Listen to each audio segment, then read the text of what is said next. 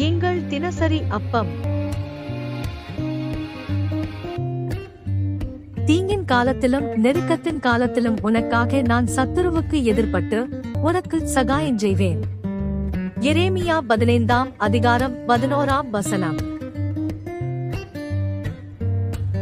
பிரியமானவர்களே, நீங்கள் துன்பத்தின் நடுவே நடந்தாலும் தொல்லையில் சிக்குண்டாலும் உங்கள் சத்துருக்கள் உங்களை தங்களுடைய வார்த்தைகளினால் மனமடிவாக்கினாலும் சோர்ந்து போகாமலும் கலங்காமலும் இருங்கள்.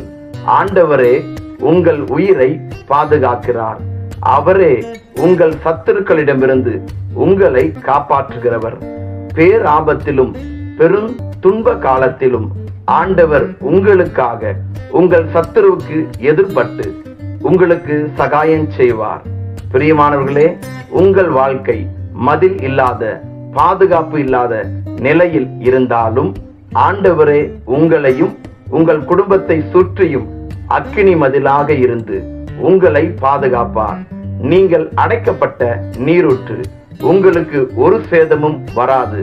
விசுவாசியுங்கள். ஆமென்.